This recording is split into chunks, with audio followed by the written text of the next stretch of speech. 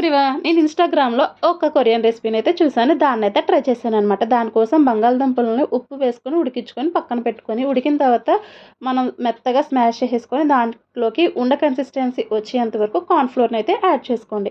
ఇలా కన్సిస్టెన్సీ వచ్చిన తర్వాత బాల్ కింద చేసేసుకొని దానికి మనకు నచ్చిన షేప్ ఇచ్చుకోవచ్చు. నేను చూసిన దాంట్లో ఇలా షేప్ ఇచ్చారని ఇది ఇచ్చాననమాట.